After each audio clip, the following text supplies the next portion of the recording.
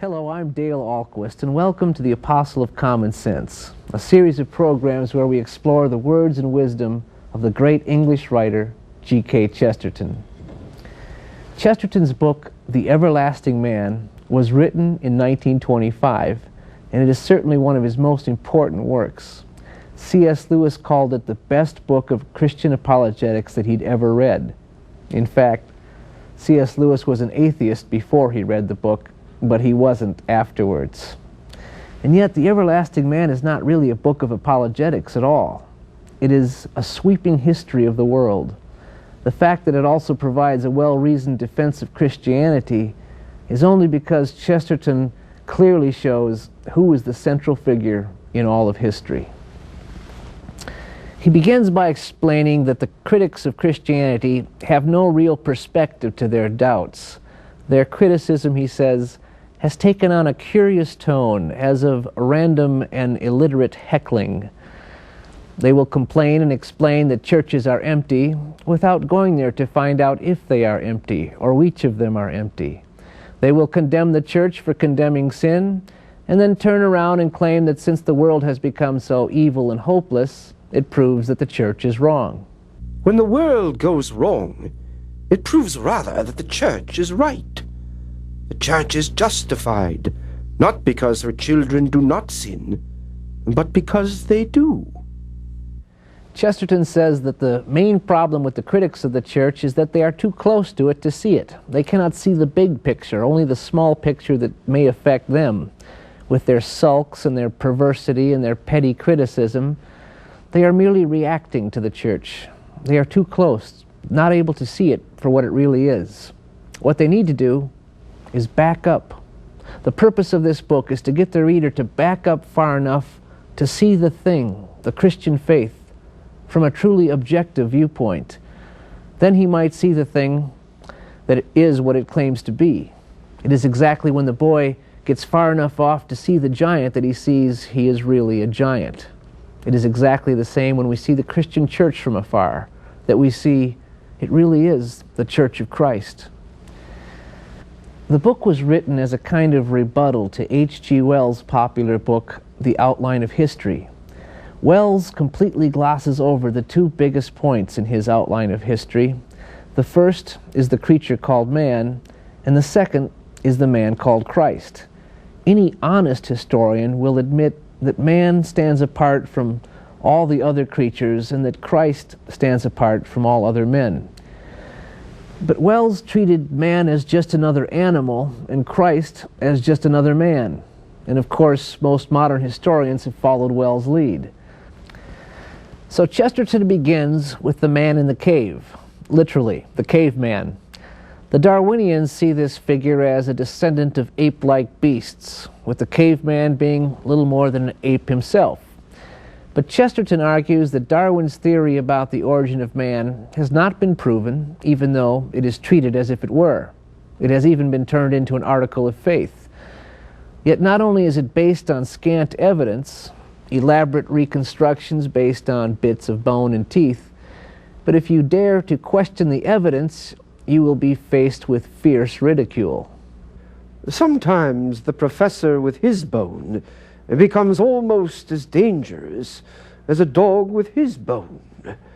They talk of searching for the habits and habitat of the missing link, as if one were to talk of being on friendly terms with the gap in a narrative, or the hole in an argument, of taking a walk with a non sequitur, or dining with an undistributed middle.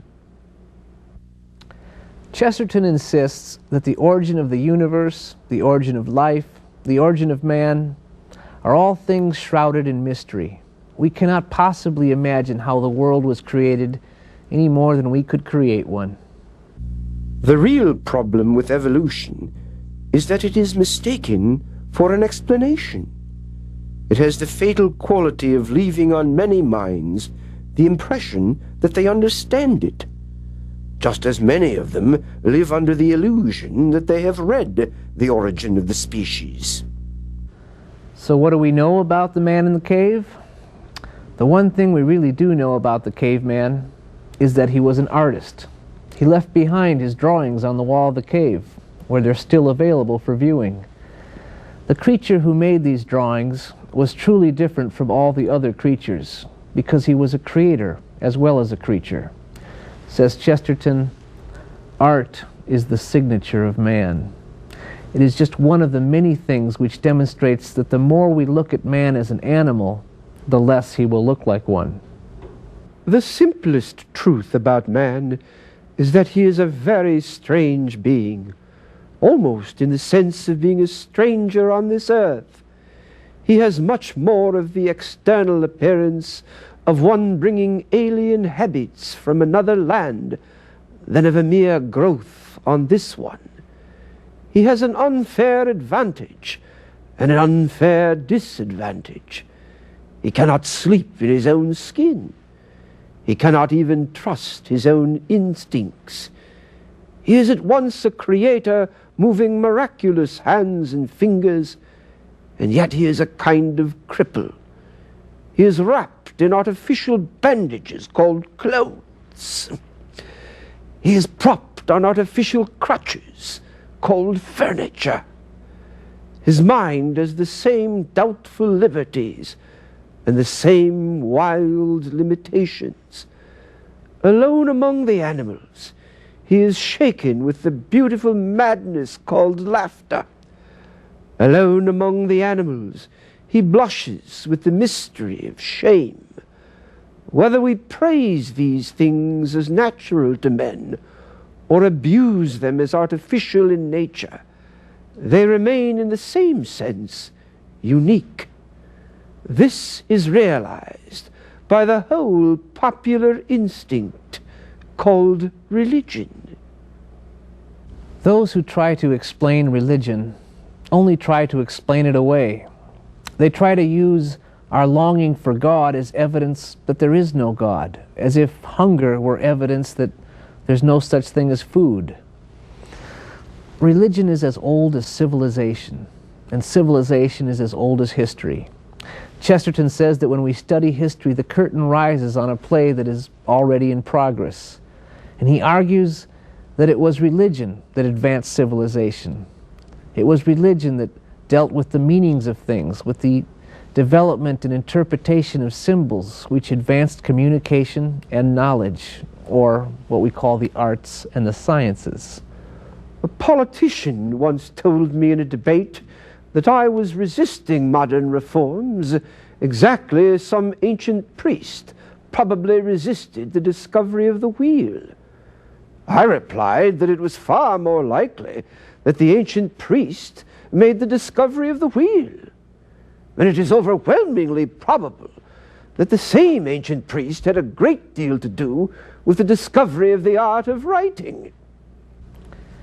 Chesterton speculates that most ancient tribes were initially monotheistic. They believed in only one God. But as tribes combined into larger cities, they combined their gods as well.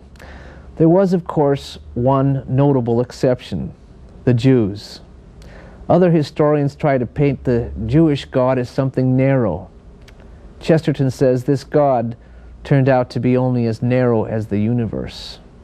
The Jews protected and preserved the greatest truth of ancient times. He says, the world owes God to the Jews. The religions of most other ancient peoples were less about theology than about mythology. Their heavens became populated with gods as frail as themselves. Mythology is about the imagination, that is, it's about the images that fill the mind. Chesterton says they are infinitely suggestive, and we all know what they suggest until some scholar tells us. We know that the myths are stories about an ache for the eternal, especially an ache for eternal life. The ancient myths may be heroic, but they are ultimately hopeless. Orpheus can't quite bring back Eurydice from the dead. The myths are not able to answer the riddles that they raise. And when people realize their hopelessness, their society begins to collapse. If you study any civilization, you see that after progress comes decay. Chesterton says, men do not grow tired of evil, but of good. They become weary of joy. They stop worshiping God and start worshiping idols, their own bad imitations of God. And they become as wooden as the thing they worship. They start worshiping nature and become unnatural. They start worshiping sex and become perverted. Men start lusting after men and become unmanly. The most ignorant of humanity know by the very look of earth that they have forgotten heaven. But then something marvelous happens in history, and it also happens in a cave in Bethlehem. Chesterton calls Bethlehem a place where extremes meet. It is where heaven meets earth. God comes to make a home in the world and finds himself homeless. And religion and philosophy come together for the first time. The kings and shepherds kneel down together before a manger in Bethlehem. Men of different lands, different cultures, different tastes and educations and aspirations all find what they are looking for in the same thing. The shepherds find their shepherd, and the kings find their king. The coming of the man called Christ changes everything. It is a story like none other. We have forgotten how unique, how strange and startling it really is. Remember, the purpose of this book, The Everlasting Man, is to get us to look at the claims of the Christian faith as a true outsider might. Chesterton says, if we approach the gospel objectively, we will see that it is not a book of platitudes. It paints a picture of a man who was indeed a wonder worker, but who spoke in riddles and rebukes. His teachings were as difficult to accept in his own time as they are today. None of the critics of Christianity seem to appreciate the fact that Christ's teachings were not dependent on the social order in which he lived, but transcended their time altogether. The truth is that when the critics have spoken of the local limitations of the Galilean, it has always been a case of the local limitations of the critics. The critics, of course, try to create a different Christ from the one portrayed in the Gospels by picking and choosing whatever they want. They always try to make him merely human, whether they make him a socialist or a pacifist or a madman. Chesterton says, there must surely have been something not only mysterious but many-sided about Christ, if so many smaller Christs can be carved out of him. But the main impression one gets from studying the teachings of Christ is that he really did not come to teach. What separates Christianity from other religions is that its central figure does not wish to be known merely as a teacher. He makes the greatest claim of all. Muhammad did not claim to be God. Buddha did not claim to be God. Christ did claim to be God. But the story gets stranger still. It is indeed, as Chesterton calls it, the strangest story in the world.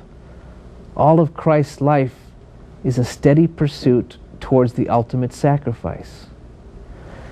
The gospel tells the story in plain words.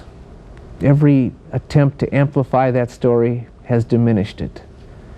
As Jesus is murdered, he prays for all the murderous race of men and asks that they be forgiven, for they know not what they do.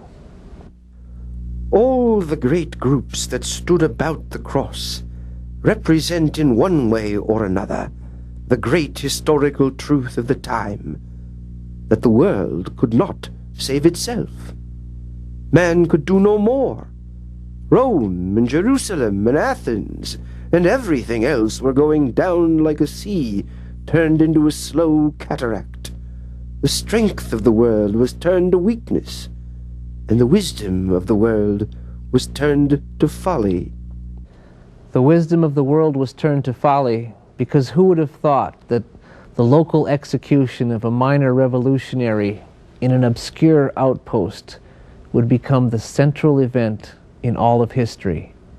But that is where the cross stands, at the center of history.